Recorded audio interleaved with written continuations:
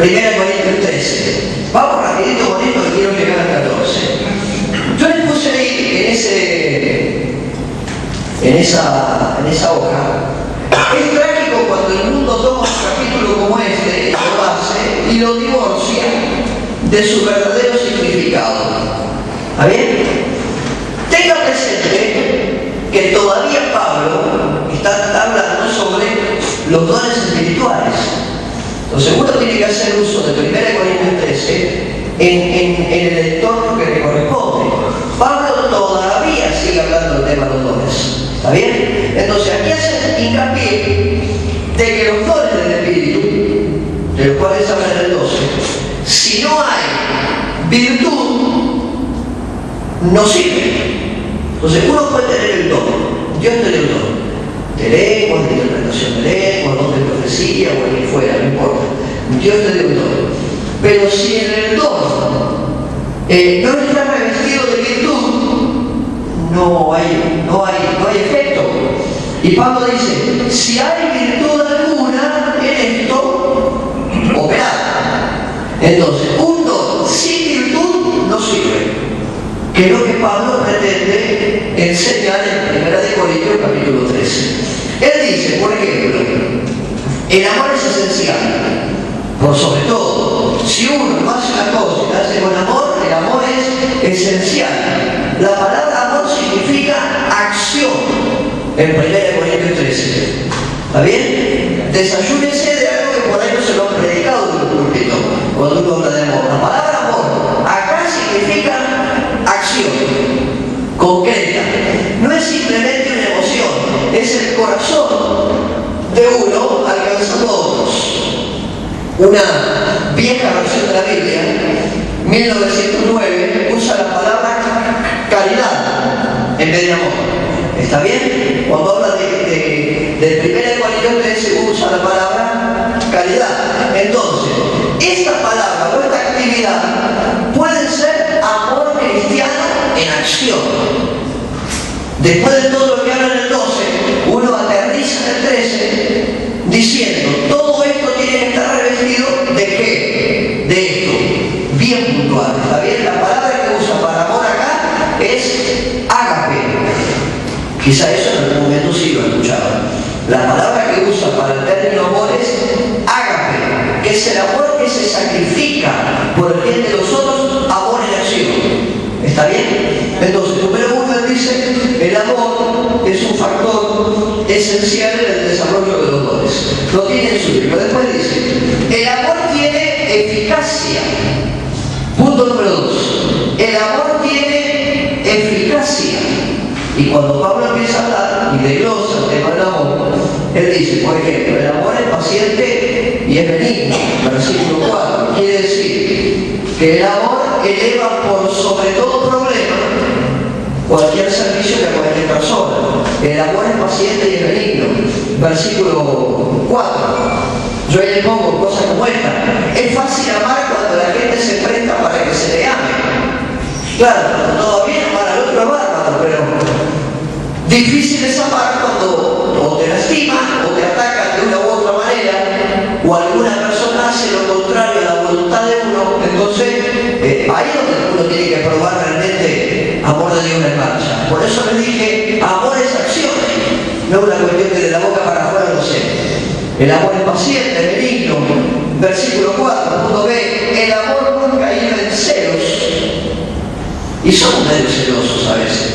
No es que del esposo con la esposa o al revés, o entre novios, no. A veces somos un poco celosos de la autoridad que el otro tiene, de la posición que el otro tiene, de lo que Dios hace con el otro y lo hace conmigo.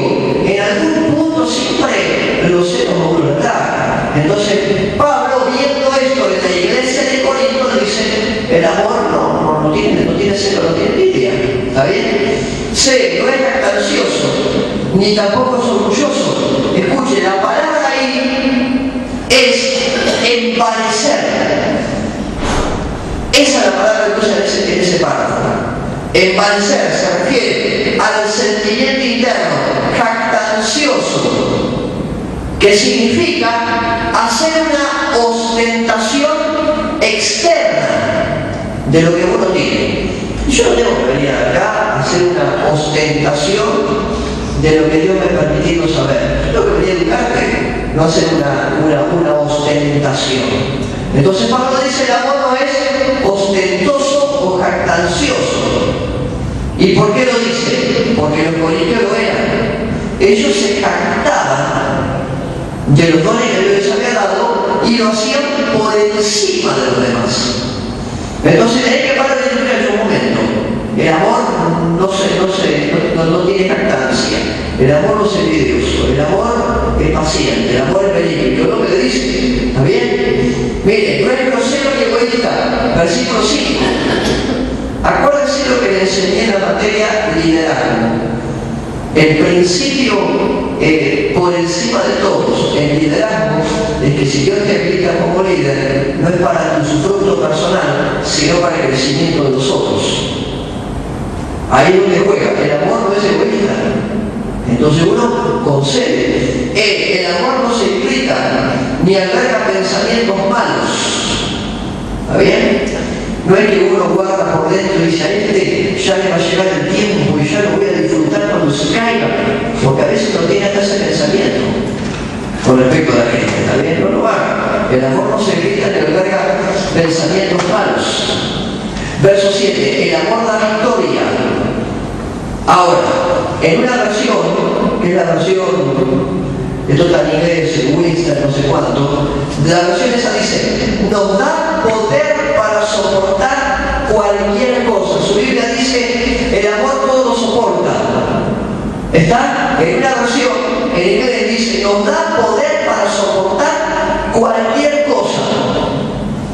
Por eso cuando el amor de Dios está bien arraigado, uno no tiene problemas en enfrentar, en soportar, en superar, en encaminarse.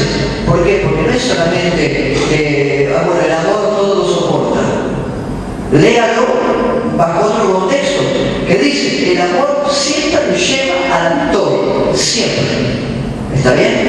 En estos versículos, Pablo reprende a los corintios, les da un caramelo, porque en realidad les da un caramelo para la redención, para que no se madura, pero en realidad Pablo reprende los pecados de los corintios. ¿Qué hacían los corintios? Ahí tiene una lista, por ejemplo. ¿Qué hacían los corintios? Miren, se impacientaban los unos con los otros en sus asambleas. No lo anoten porque en el libro está, después lo veo. Dice el capítulo 14 que se impacientaban. Yo, si usted me permite, le voy a hacer un término muy argentino. ¿Me deja? Se calentaban bastante los unos con los otros ahí. Ahí te entendió. Se impacientaban bastante los unos con los otros en las asambleas. Miren, envidiaban los dones espirituales que otros tenían. Capítulo 14, versículo 1. Tercer aspecto, eran orgullosos y criticones. Capítulo 12, versículo 26. Cuarto, no tenían modestia ni conducta, porque ya está la conducta bien perdido. No eran modestos en su conducta. Quinto, procuraban hacer prevalecer sus derechos por encima de los demás. Capítulo 8 a 10. Y ojo, aunque dañaran a los demás, ellos no importaba, si había que pisar en la cabeza a alguno, avanzaban. Entonces Pablo les habla lo que les habla. Por eso en el 10, vos leíste esa declaración que dice, el que piensa estar firme, ¿cómo termina? Mire que no meta la pata. Está en su ostentación. Pablo lo dice muy claro. Después, por ejemplo, el sexto, se dejaban provocar con facilidad e incluso llegaban a las demandas judiciales. Que lo vimos, capítulo 6. Se regocijaban en el pecado cuando al pecado había que juzgarlo. Capítulo 5. Entonces, vos fijate en esta pequeña lista de algunas cosas que rescaté que pasaban en Corinto. Pablo tiene la obligación de hablarles y decirles, muchachos, ustedes tienen los dones, tienen escenario, tienen la iglesia, todo está bien, pero las cosas tienen que ser rubricadas y hechas en amor perfecto, que es lo que nos va a dar la victoria. ¿Está bien? Fíjese, entonces, usted vea el capítulo 13 desde el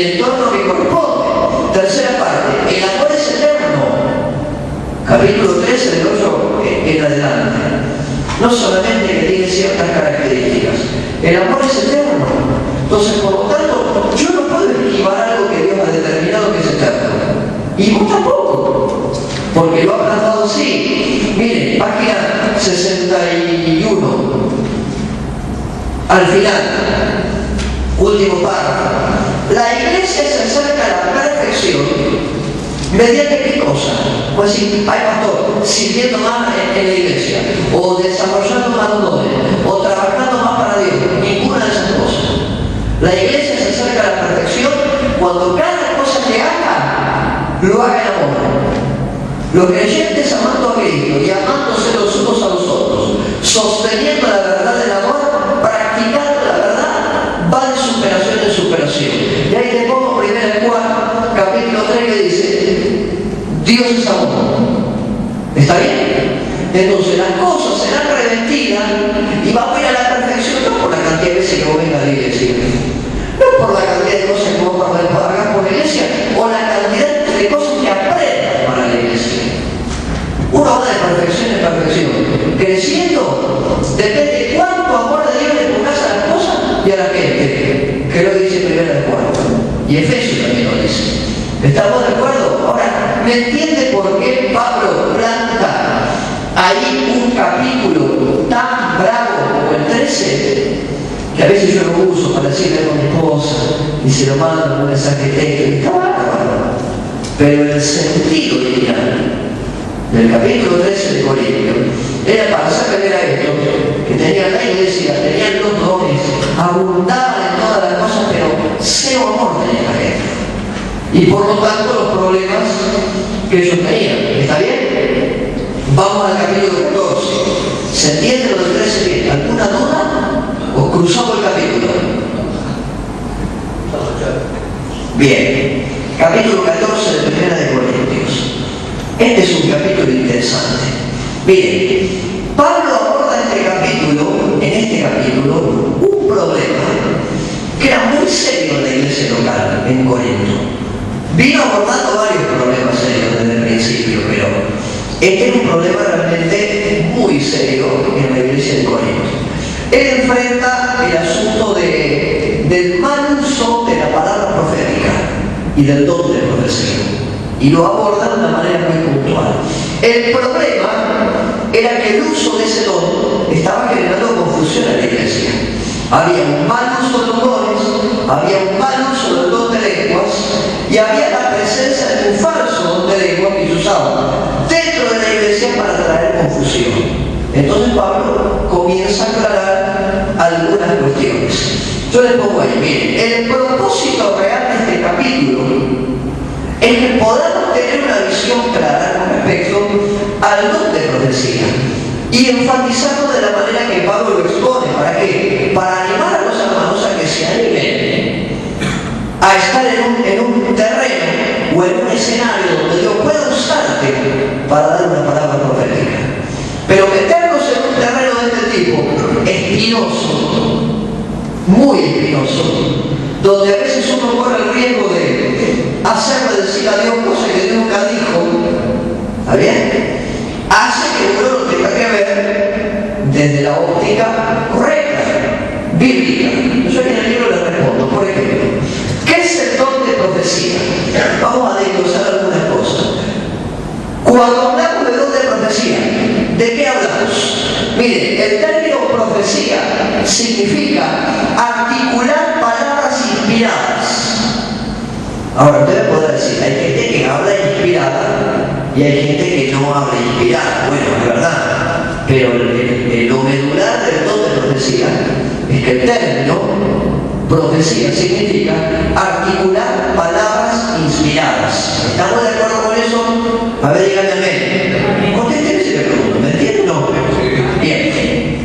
Según 1 Corintios 14, verso 31, todos los cristianos pueden ejercer este don en algún momento, pero guarda con esto, según el Espíritu así lo determine. Quiere decir que en alguna ocasión habrá, en otra no habrá, quizás a usted lo usará y no a mí, o a mí y a usted no, pero el Espíritu determina. Todos pueden profetizar. uno por uno, dice Pablo, y no más de 3 veces en cada culto o servicio, donde haya creyentes con el don y estén esperando para ejercerlo.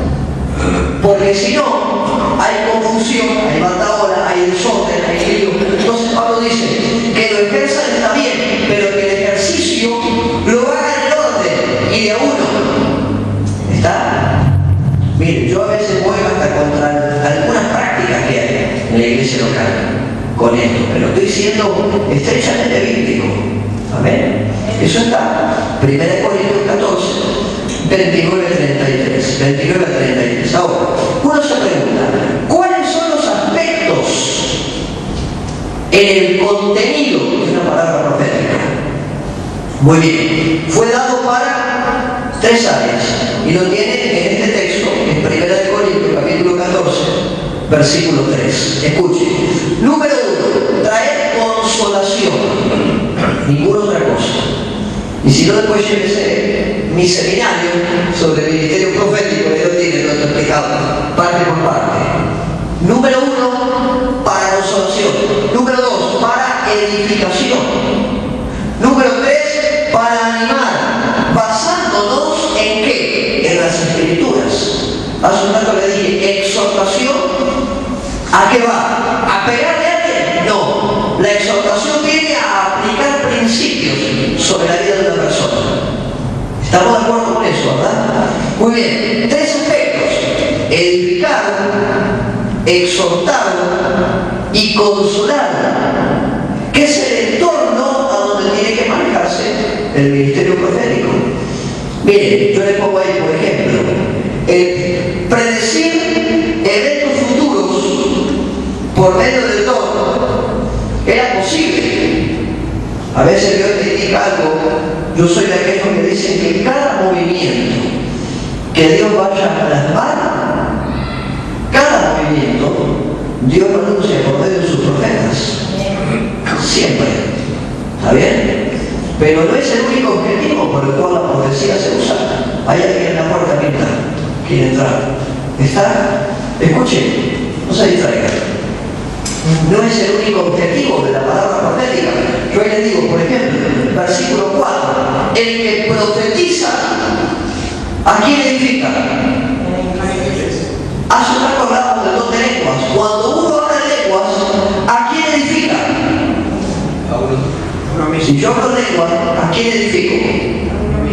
Ahora, si con el don de lenguas hay interpretación de la lengua y el pueblo lo entiende, se edifica el pueblo. Equivale a palabra profética, el que profetiza. ¿Edifica a quién? Al cuerpo. ¿Vamos bien? Miren, 1 Corintios 14, 22 enseña que la palabra profética es una señal, no a los incrédulos, sino a los cristianos. Ahora, el don de lenguas en muchas ocasiones fue una señal para el incrédulo, para que llegara a la fe. El don profético no es una señal del incrédulo, sino a los cristianos. Ajá. ¿Está ahí? Amén. ¿Está bien? Versículos 22. Ahora, el 24 y el 25 también enseña que cuando una palabra profética alcanza a un incrédulo, algunas cosas pasan, como por ejemplo, convence. Una palabra profética convence. Por eso le digo, no es que uno tiene que sujetarlo. Hay una amplitud en el campo profético. Convence, juzga y hace manifiesto lo oculto del corazón. ¿De quién? Del indocto. Entonces yo no voy a parar con una palabra profética a castigar a un hermano de la congregación, porque como no le gusta la cara, entonces aprovecho para darle un poco. Por más que sea con la escritura, no puedo. Porque estoy haciendo un mal uso. ¿Me explico? ¿Me entienden mejor? Y Pablo pone todo esto en el correcto lugar. El don de profecía, escuche, debía ser considerado por los demás. Si alguien tiene ministerio profético, o don profético, o oficio profético, en cualquier área en que se desarrolle, la gente tiene que tener consideración. Para con eso lo dice Pablo, el don de profecía debía ser considerado por los demás. Sobre cómo usar el don en la reunión de la iglesia, el Espíritu a través de Pablo dice, asimismo los profetas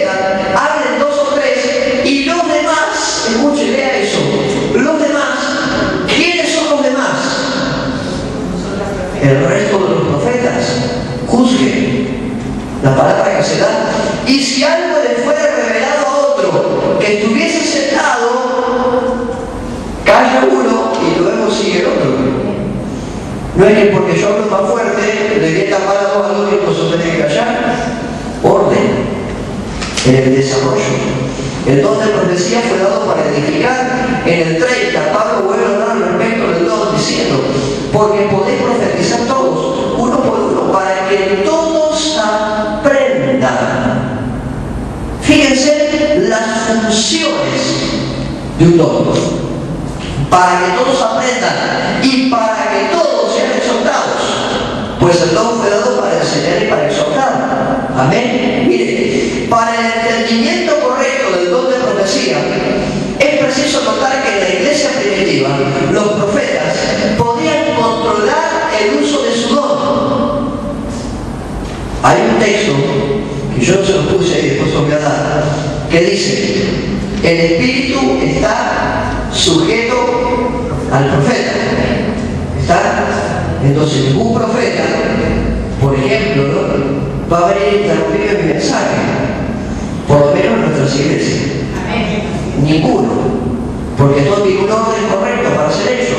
Tiene que ser evaluado, tiene que ser soltado, y de algunos se hará la corrección correspondiente y se entregará.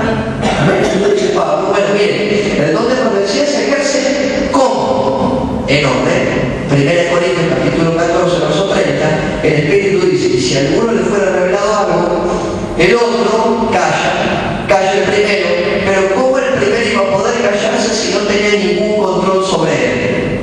La verdad está en que cada uno tiene dominio y control sobre lo que tiene que hacer. ¿Está? Entonces eso de que empezamos a los gritos, que la palabra tengo que dar, y interrumpo el culto, y hago todo un escenario.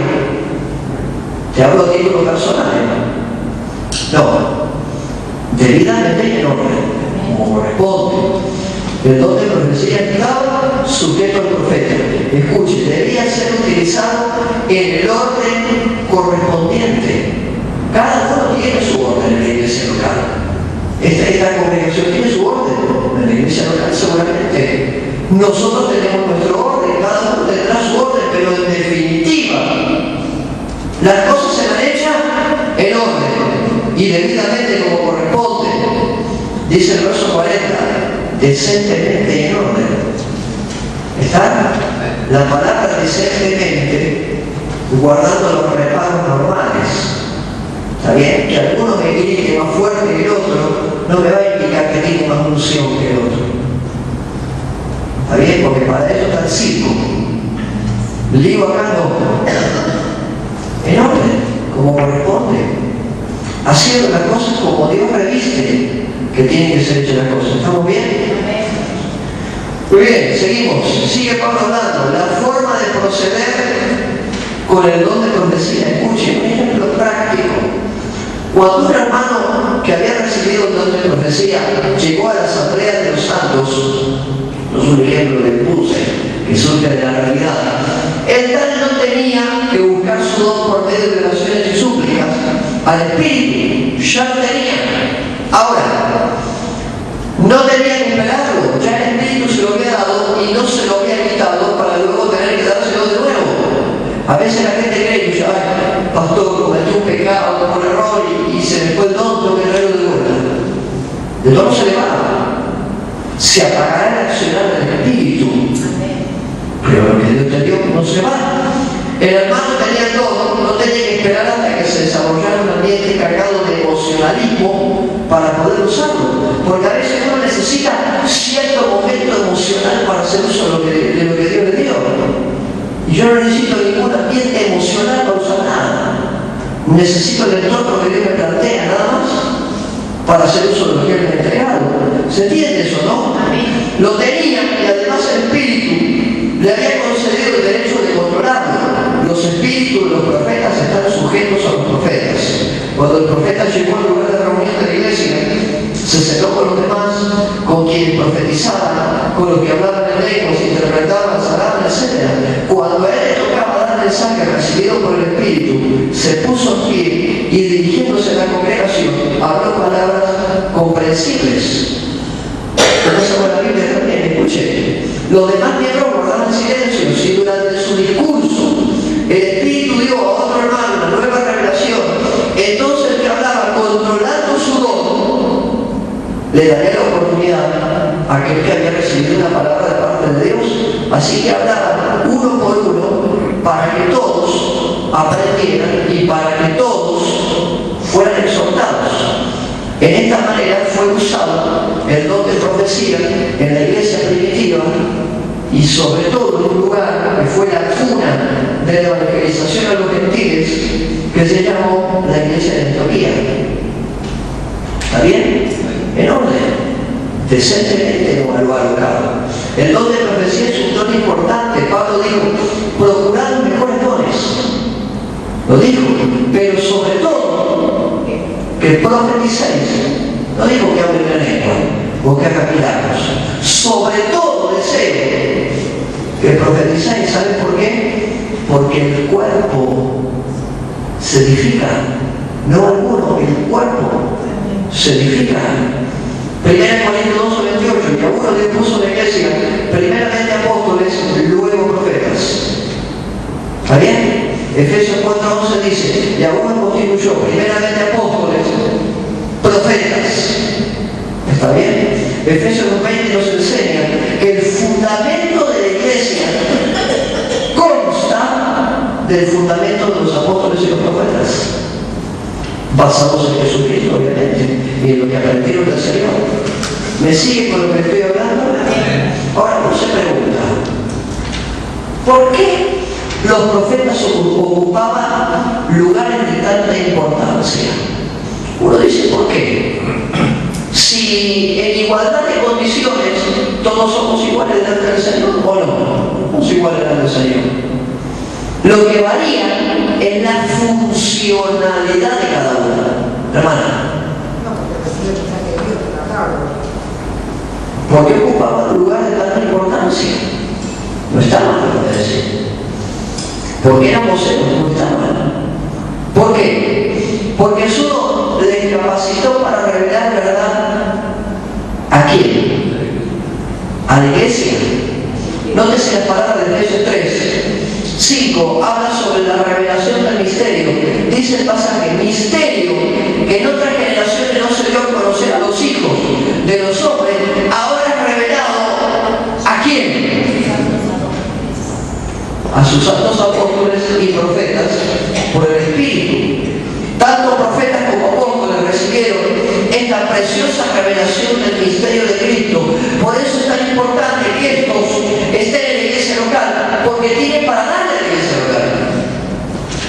Cosa que por ahí otro don, uno también lo da a la iglesia, también lo vuelve a la iglesia, pero el alcance de estos sobre la iglesia local genera una movilización en la iglesia local muy grande. Sigue la enseñanza de Pablo, escuche, debe haber respeto entre los profetas. Tiene que haber respeto. En todo orden en la iglesia local tiene que haber respeto. Yo tengo que respetar a los ministros, respetaré a los hermanos respetarán mi investidura y la de los ministros, y habrá un ambiente de respeto mutuo. Debe haber respeto entre los profetas y también entre los ministros. Sigo, la palabra profética será juzgada. ¿Por qué? Porque hay falsos profetas. Entonces yo te voy a decir algo, todo el que te venga a decir algo en el nombre de Dios, usted chequee. Amén. Amén. Chequee. Dice la palabra que la palabra profética tiene que ser evaluada. Entonces usted no se case con el primero que se le cruza. ¿Está? Porque hay de todo en la Biblia. Entonces usted escuche y evalúe lo que viene. ¿Estamos con esto, verdad? Mateo 24:11 dice, muchos falsos profetas se levantarán y engañarán a muchos. Por eso la palabra tiene que ser medida.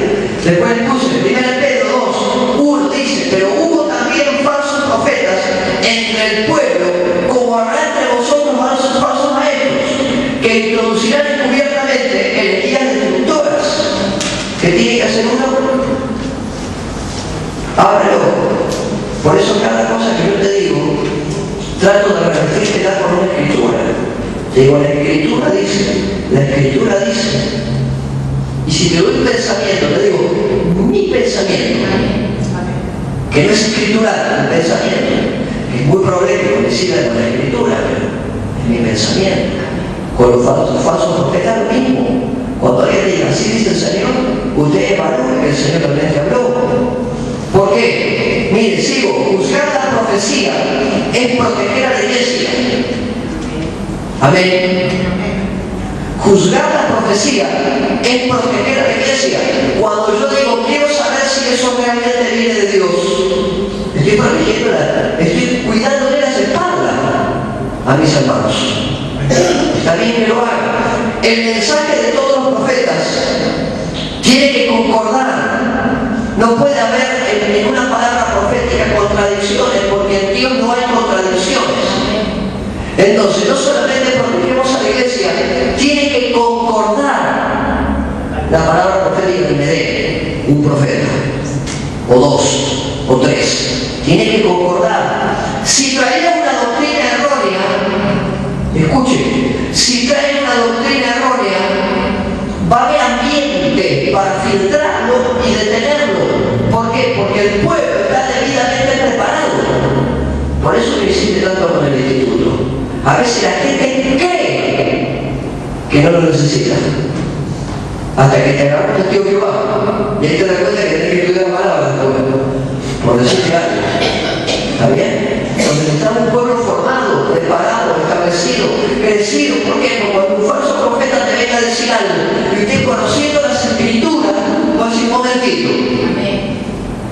Que la palabra no dice eso y dice lo contrario. Listo, ¿qué estamos haciendo? Protegemos la iglesia, protegemos nuestra vida, guardamos la espalda de nuestros hermanos. De la misma manera que su hermano lo hará por usted también. Estamos. Mire, fue un mandamiento del Espíritu. Porque esto es espiritual, fue un mandamiento del Espíritu. Que Pablo dijo lo que dijo a la iglesia de Corinto. Hasta las mujeres tenían el don de profecía. O sea, pastor, que estamos dejando fuera a las hermanas.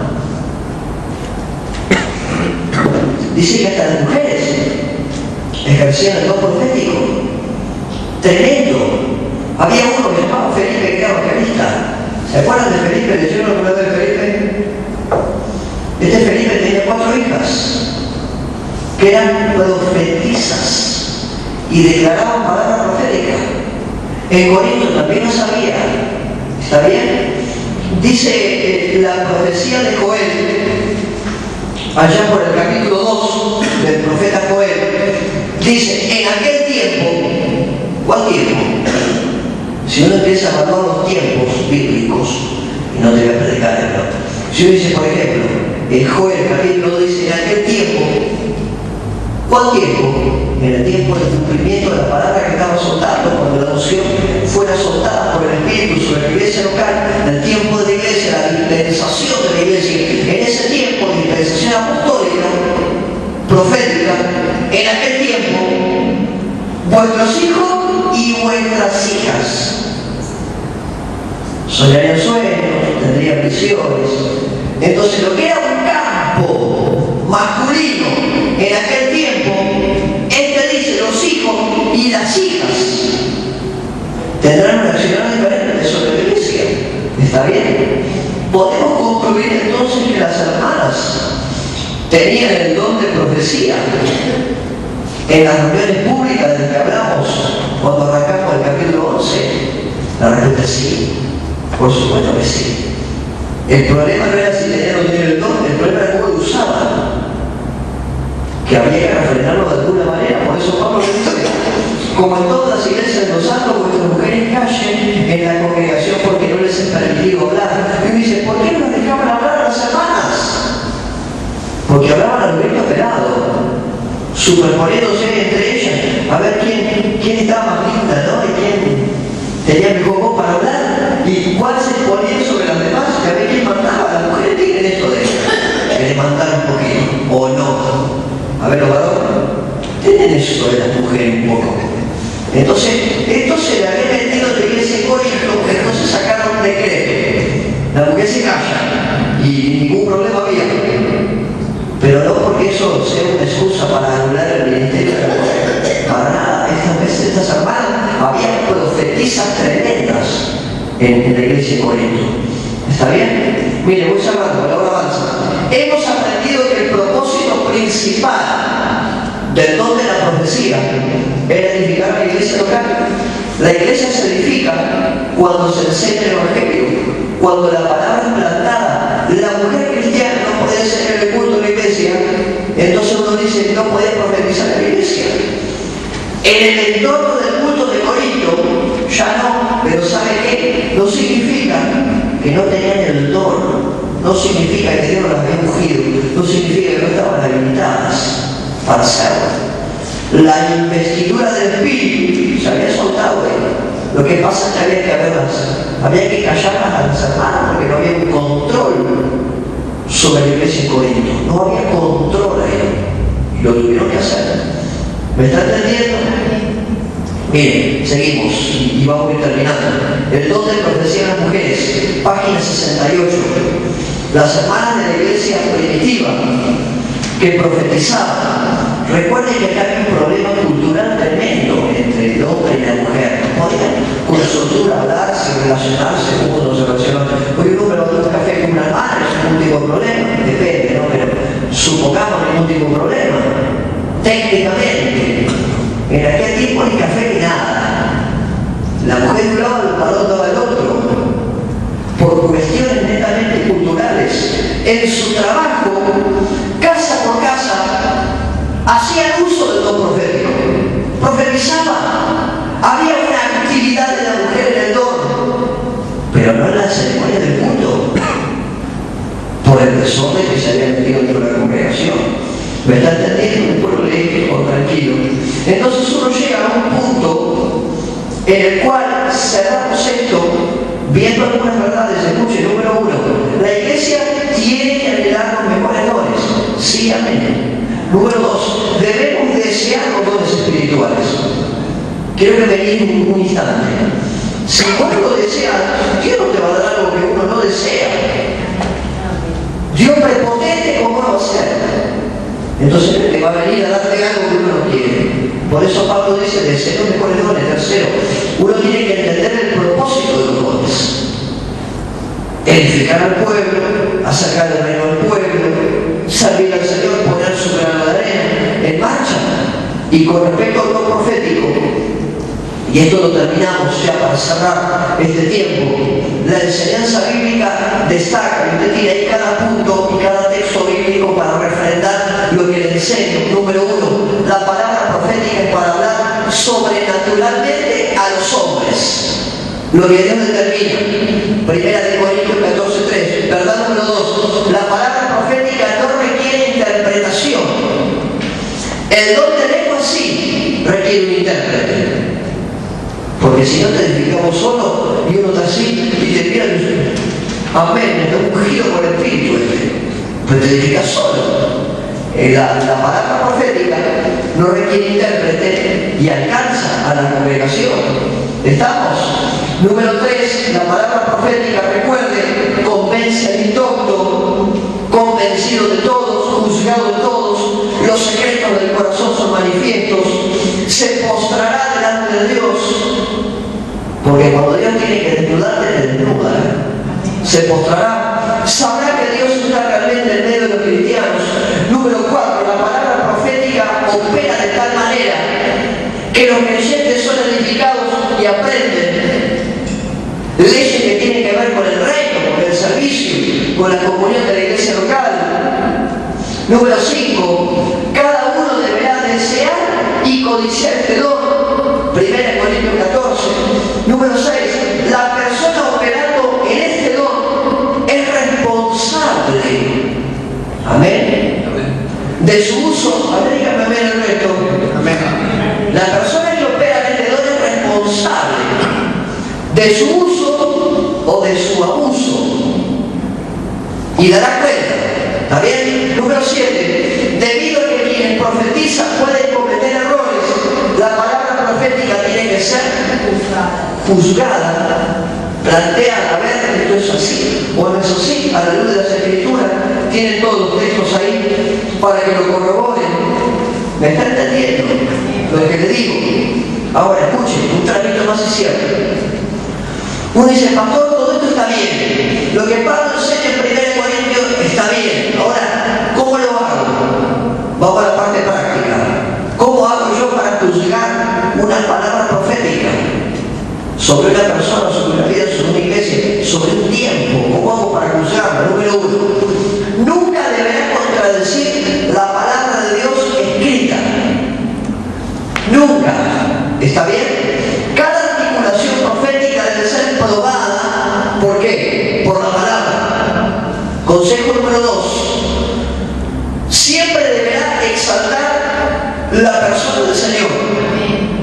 Jamás una palabra profética denigra a nuestro Señor. Nunca. Consejo número 3. Recuerde que una palabra profética edifica, exhorta y consuela a los cristianos. Vino un profeta sobre una de nuestras iglesias y empezó a declarar pecado del pueblo. Le dije al pastor que estaba conmigo, o lo bajamos o a este te lo saco yo. Y entonces me dijo, hacer. Lo fui a hablar. Me dice, se terminó su prédica. Y me dice, no, que todavía no terminé. Sí terminaste. Delante de la congregación. En el momento en que transgrediste los principios bíblicos, se terminó tu prédica. Pégame el público. Abajo.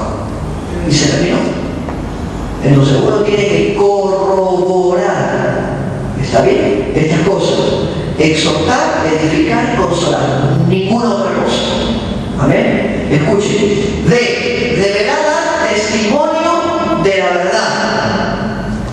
Hay gente que realmente no es testimonio. Uno tiene que dar testimonio de la verdad y ser instrumento de testimonio. Porque si no, no tiene autoridad para hablar. ¿Está bien? Le dije los otros días a un ministro, tiene una deuda bastante grande conmigo. Y le dije, usted no está autorizado para subir a altar y hablar. Me dice, ¿por qué? Porque la tiene una deuda conmigo. Y la palabra dice, no le debáis nada a nadie, por lo tanto su autoridad cayó. Y usted me decía, ay, pastor, me dijo eso. Fui bíblico. Resultado, no ministro. ¿Está bien? Número 5. Nunca deberá interrumpir el espíritu de servicio. Nunca. Aunque es verdad que una palabra profética puede cambiar el curso de una reunión, sin duda. Pero interrumpirlo desordenadamente no. Le cambiará el curso, sí. Si predice que algo ha de suceder, mire, la cuestión tendrá que ocurrir. Porque si no, no hay validez. No hay validez. ¿Se acuerdan cuando el Katrina inundó la ciudad de Nueva Orleans? Dios levantó un hombre 2 meses antes que se llama Tim Keller. Este hombre vino de Dallas, viajó de Dallas a Nueva Orleans y llamó al pastor de la ciudad y le declaró la palabra profética. Pregúntenle qué pasó. Pregúntenle, ¿verdad? ¿Qué pasó? Lo sacaron volando. Entonces no se vuelve a su tierra. Cuando el 28 de agosto del 2005 creo que fue, 2006, el Katrina entró a Nueva Orleans, se cumplió parte de la palabra profética. Yo en su tiempo la tuve en mis manos, esa palabra profética. Y decía, verán los cuerpos flotando sobre las aguas. ¿Qué vieron? Los cuerpos flotando sobre las aguas. ¿Qué pasó? Lo llaman al profeta. Y el hombre viajó. Y cuando viajan dijo, Dios les avisó a ustedes. Solamente voy a decir que Dios siempre avisa por medio de sus siervos cuando va a hacer una acción. Fue toda la palabra. Y se retiró y se fue. ¿Está bien? Entonces, una palabra soltada, si va a predecir un evento que tiene que acontecer, tiene que acontecer. Habrá que esperar el cumplimiento y si no, perdió validez. ¿Está bien? Deberá pasar el examen, escuchen, o prueba del fruto. Que alguien me diga, o que yo mismo te diga, Dios me ha dado un don profético. Para obtener una garantía de calidad, tiene como ejemplo los Corintios. ¿O no? Deberá pasar la prueba del fruto. Dijo Jesús, Mateo 7:16, por sus frutos. No por la cantidad de dones que yo tenga, o por la cantidad de conocimiento que tenga, o por la cantidad de horas que paso dentro de la iglesia, o por la manera en que ofrendo diezmo a la iglesia. Nada de eso, por tus frutos. ¿Está bien?